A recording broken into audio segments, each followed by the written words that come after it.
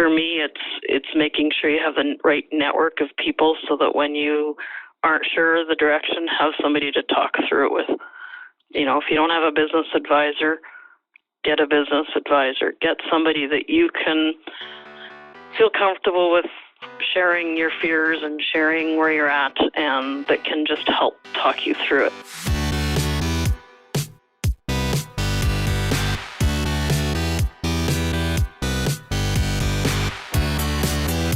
You're listening to The Successful Bookkeeper with your host, Michael Palmer. Listen each week as inspiring guests share their secrets of success to help you increase your confidence, work smarter, and build a business you love. This episode of The Successful Bookkeeper is brought to you by PureBookkeeping.com, the proven system to grow your bookkeeping business.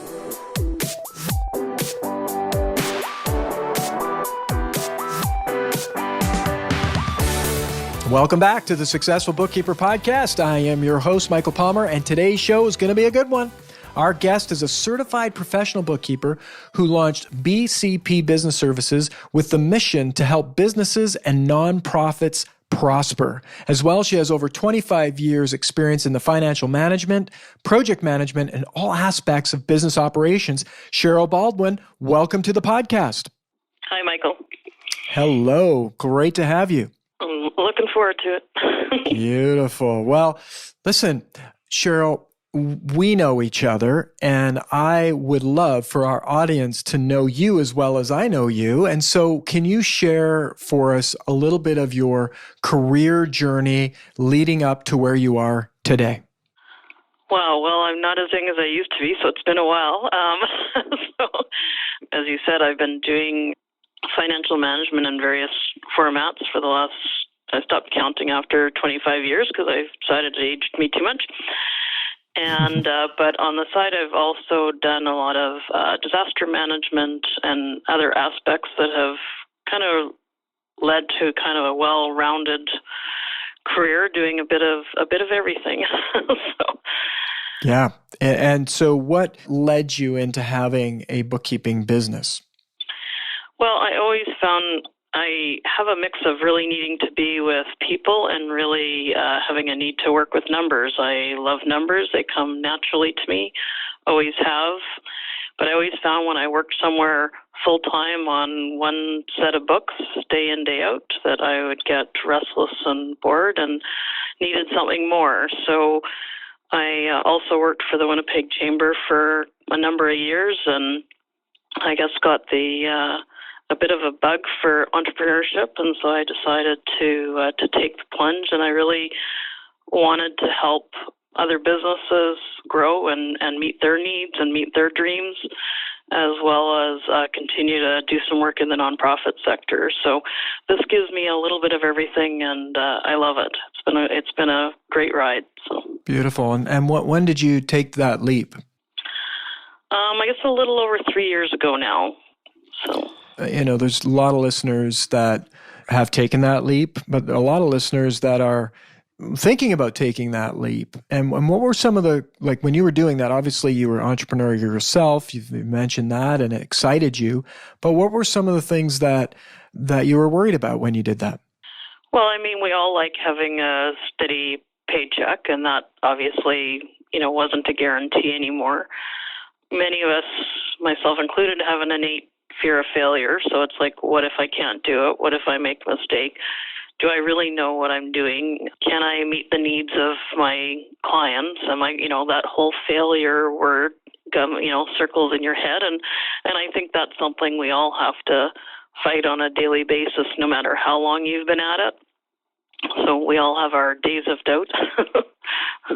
That's absolutely right. Well, I love that you bring it up. It, I think, helps for those that haven't heard that before. And if you've been listening to the podcast for a while, it's a topic that comes up often because many people deal with it, right? So you had these fears, and then now 3 years in, what did that journey look like? You obviously started as a solo in your business, but tell us a little bit what that journey looked like. Well, you're right. I started out on my own. I had a pretty good networking base, which helped. And so, I have done a lot of networking over the years. So I just went out and met a lot of people and talked to a lot of people and made sure people knew what I was doing. I also managed to subcontract with another bookkeeping firm that was actually outside of Manitoba that did work within Manitoba. So I subcontracted with them for a little bit, which kind of got my feet wet, so to speak. And then as I got busier and busier, I, went off, left them and was solely on my own. But things picked up fairly quickly, and it became apparent that I had to either decide to grow my business or stop networking and looking for new business because I couldn't manage anymore, and just decided that because I needed that people interaction and really love the networking, that I guess I was going to grow my business. So I brought on a staff person that kind of grew with me. So she was had just finished her courses at one of the local colleges, and she worked hourly for me, and as I needed more hours, she worked more hours until she was full-time. And so that happened fairly quickly. So I think I brought her on within probably about 8 months of starting. And then about a year later, brought on another staff person, and now there's 6 of us. Wow. Amazing. And so one of the questions that's come up from our community is, like, how do I know when to hire? That's always the hard one. What's your take? And the hardest part about it is you've got to, if you're going to hire and, you're getting tight, the workload's getting too high and you can't manage. But you also have to factor in the fact that it takes a while to train somebody to your level of standards. And as we become more automated and use more software, you have to make sure that they know that software and know how to use it properly. So I always sort of need to factor in the fact that it's going to take 2 months before they're fully capable of doing their role, and maybe even longer before we maybe, want them to be able to work totally solo, like going on to a client on site or something like that. So you have to factor that into your timing. And so it's sometimes an investment of money before you get the return, and that's always a challenge. But, if you want to grow, that's just one of the things you do. And there is a point that you'll reach that the scale will tip. So now suddenly you're making enough that will pay for that lag time before the person's really bringing in income.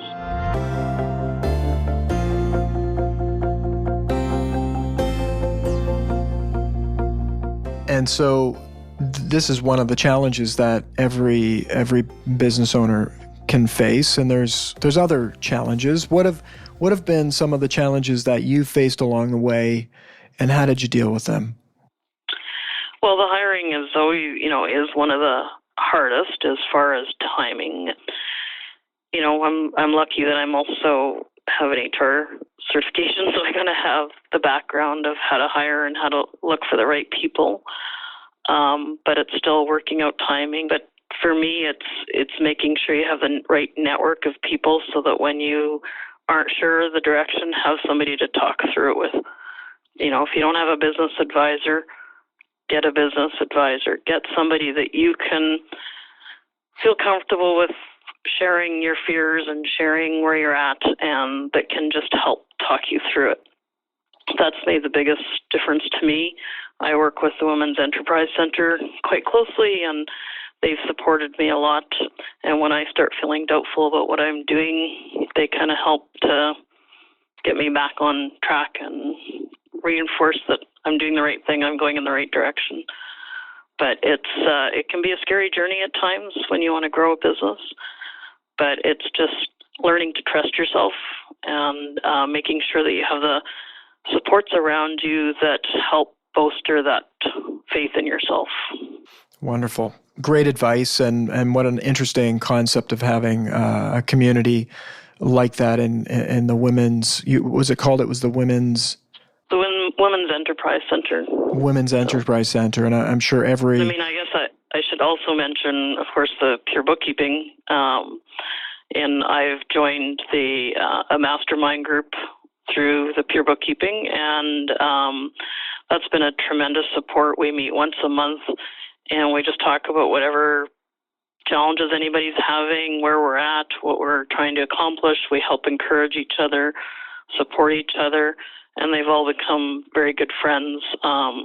And we, in between meetings, if something happens and we need support, it's a quick phone call or email away. So that's been a huge support as well.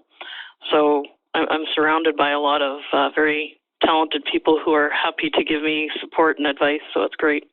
Beautiful. I think the key message is really making sure you have great support around you that you can turn to for guidance, but as well when you're low and need help getting out of that low.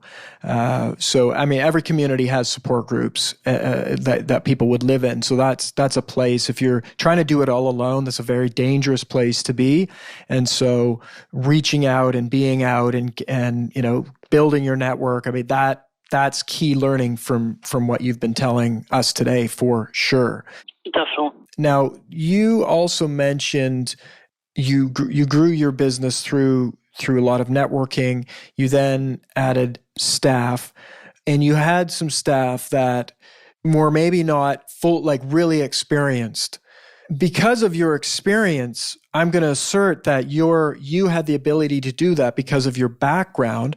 What would you say to people about hiring people? What does a good candidate look like for the average bookkeeper?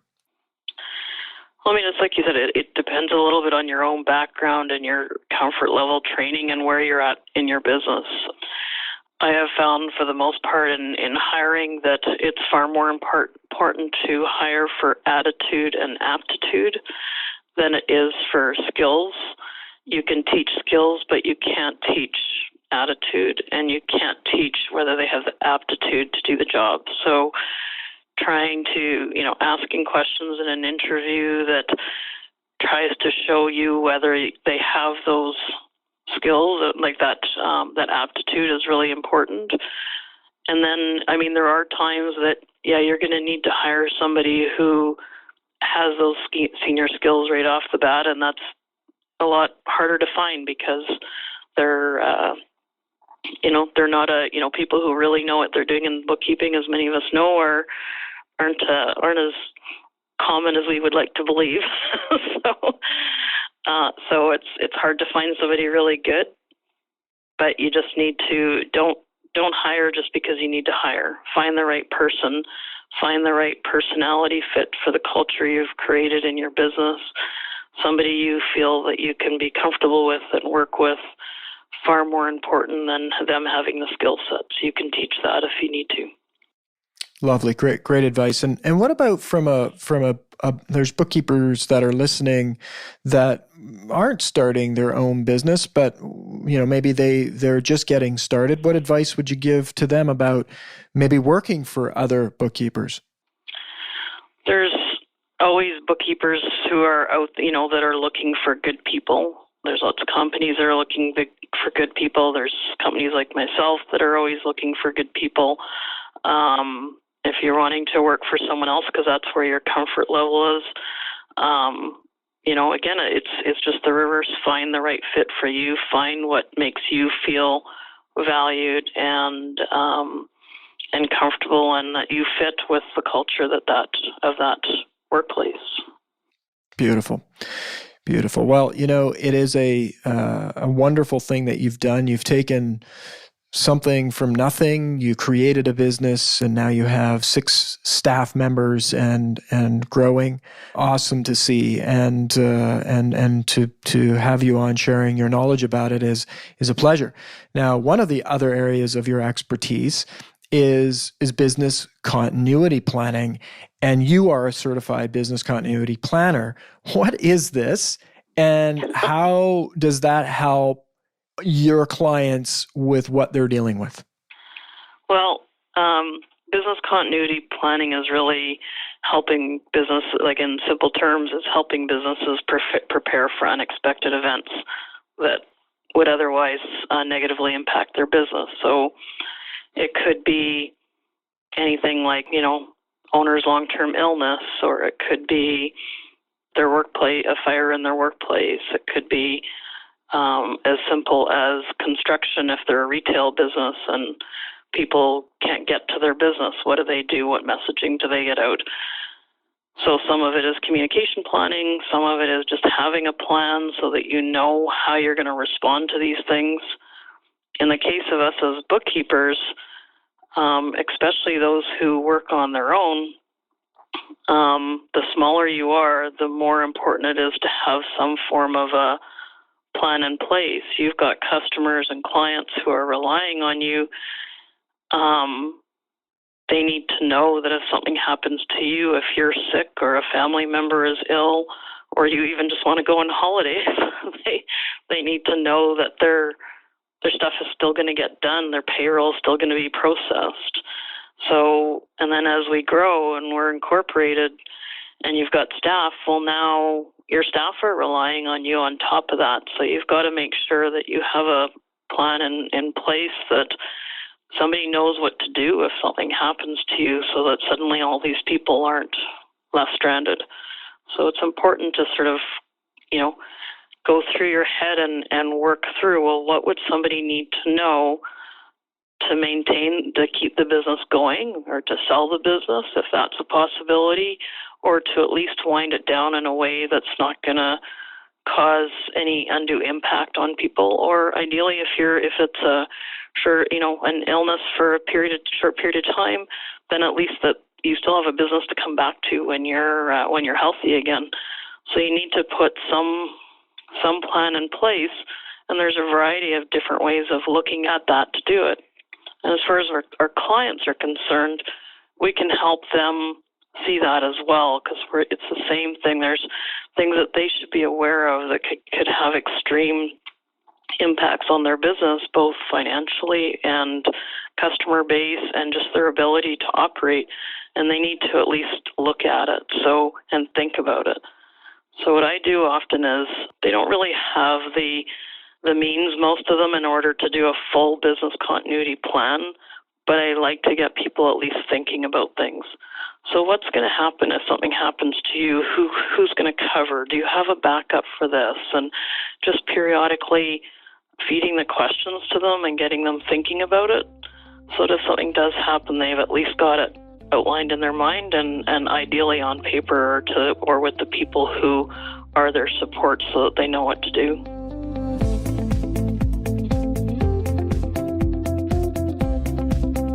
Now, how did you get into this? Well, I was both a volunteer and staff person for the Canadian Red Cross doing disaster management for a number of years. And when I kind of left that role, I still wanted to stay sort of embraced in that world a little bit, and I knew that I cared about businesses and I wanted to do something to help them, and so I took the certification in business continuity planning so that I would have that support and knowledge. Wow.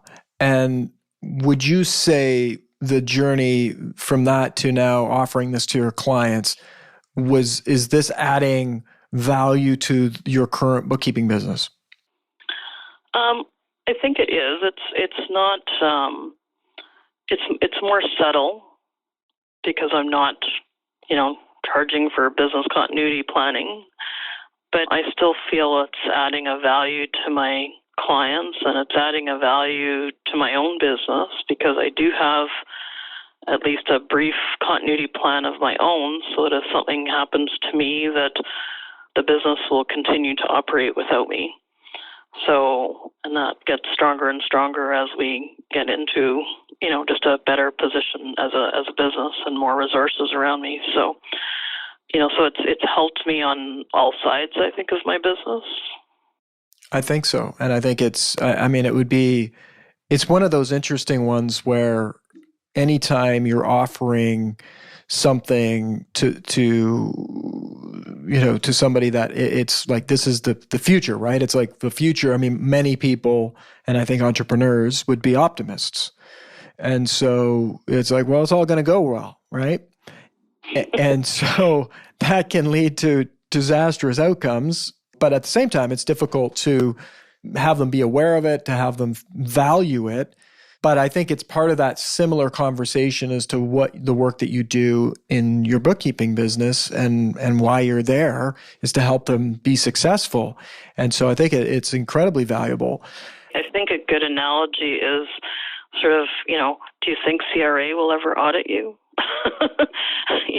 It's not a question of, and yet actually the probability of needing of having something happen that will negatively impact your business is higher than the risk of CRA auditing your books. Yeah, which is the really powerful, right? It's not if, it's when.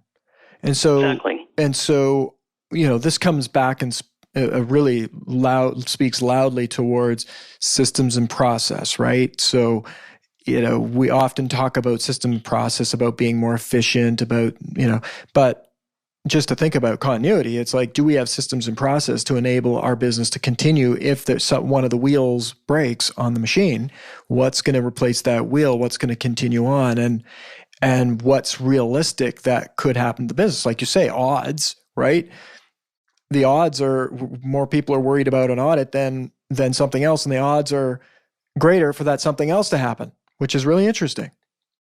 Yeah, it is.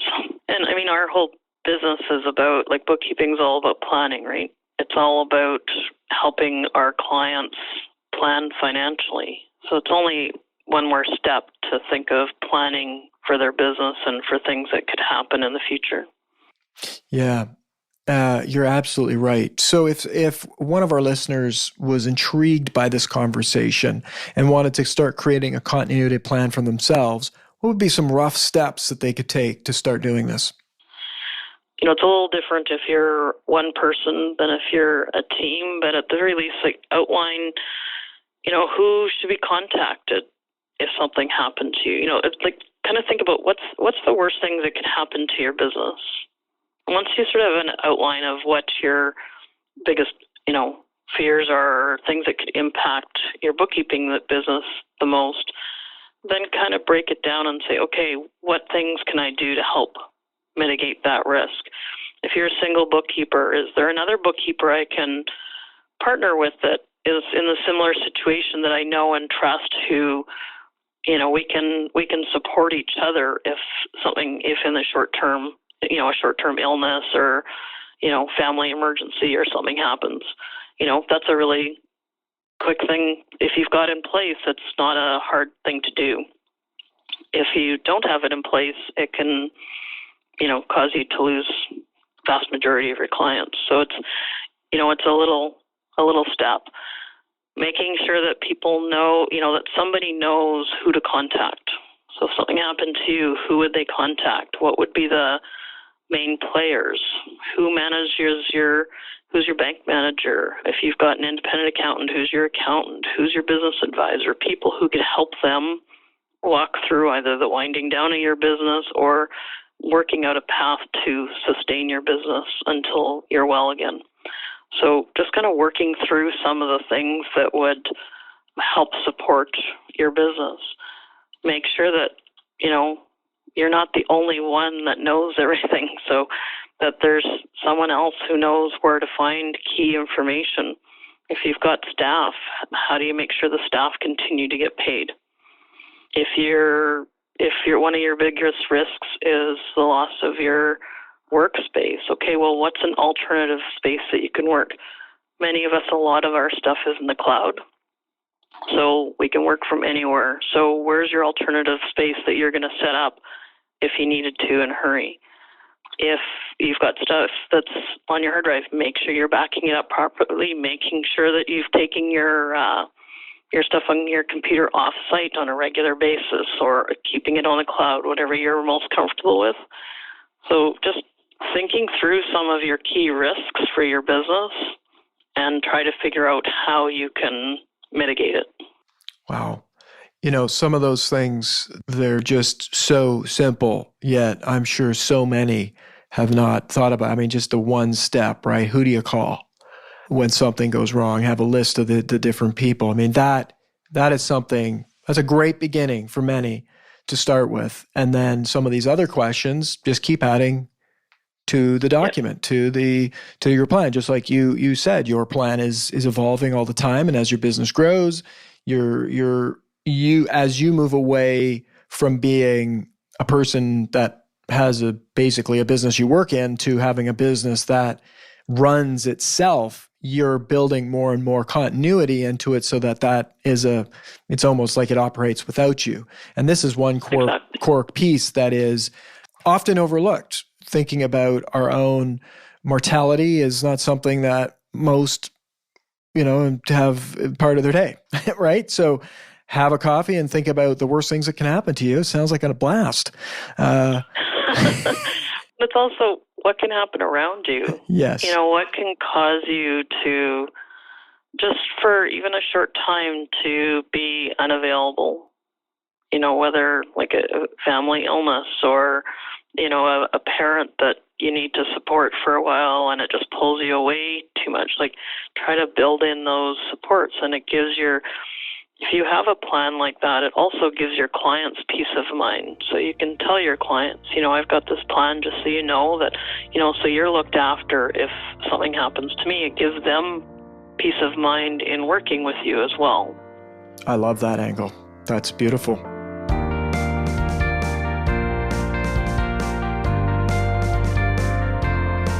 It's very true. And I think anytime these thoughts happen, it just builds the business better, because you'll see gaps, and then there's an opportunity to fill those gaps and build a better systematic business that eventually gives more freedom. I'll never forget one of my clients, totally unrelated business, but it was about systems and building systems and process. And they were going away. The two owners were going away for a trip.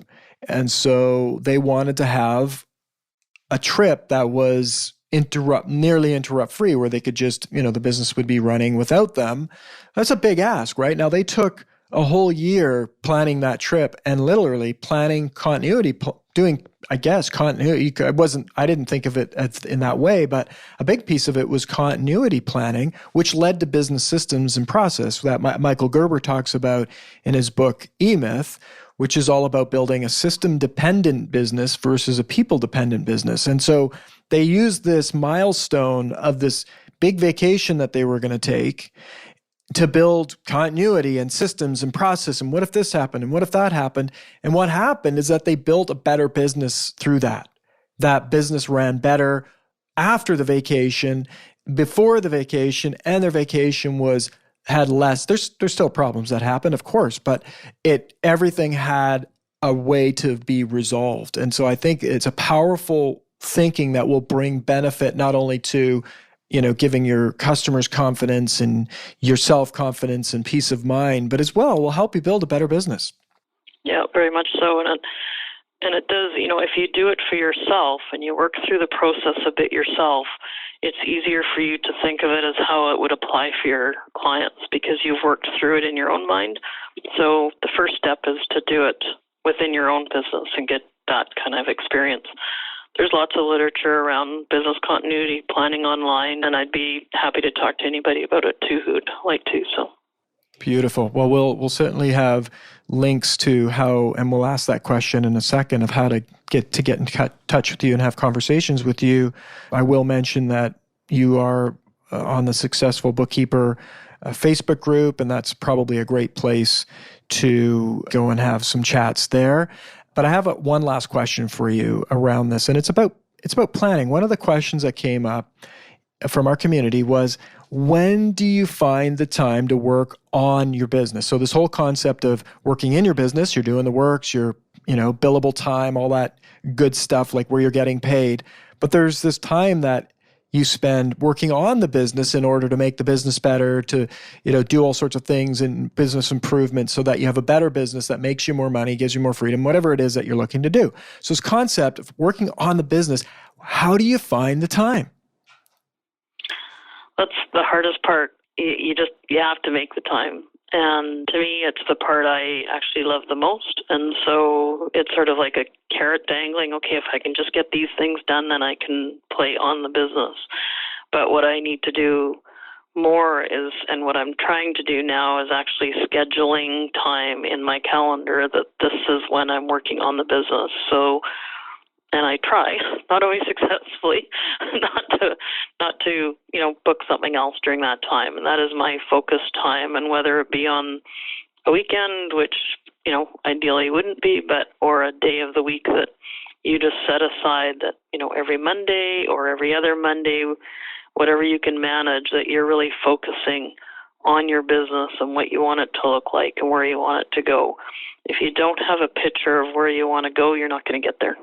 Beautifully said. Beautifully said. And some great advice and great thinking around that. And I think it's one that challenges every listener out there. I love that you've shared your take and how you're doing it. And I think that's some bang on advice.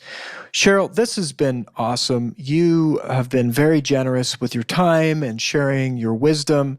On behalf of our community, I really want to thank you for being on the podcast. Well, I enjoyed it, and thank you for everything you do, Michael. My pleasure. My pleasure. And if people wanted to get in touch with you, Cheryl, what would be the best way to do that? They can either go to my website or my email address, but probably easiest through the website. So it's www.bcpmanitoba.com. There's a contact thing there, and I'll get back to you. Beautiful. Well, that's excellent. We'll have the link in the show notes as well. And this has been great. And I know we'll have you back to give us an update into what you're working on sometime in the future. Great. Thanks a lot. Thank you. And with that, we wrap another episode of the Successful Bookkeeper Podcast. To learn more about today's wonderful guest and to get access to all sorts of valuable free business building resources, you can go to thesuccessfulbookkeeper.com. And until next time, goodbye.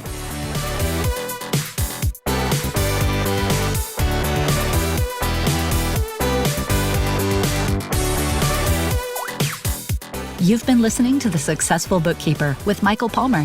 For more information and to download the resources mentioned in this episode, please visit us at thesuccessfulbookkeeper.com. Thank you for listening.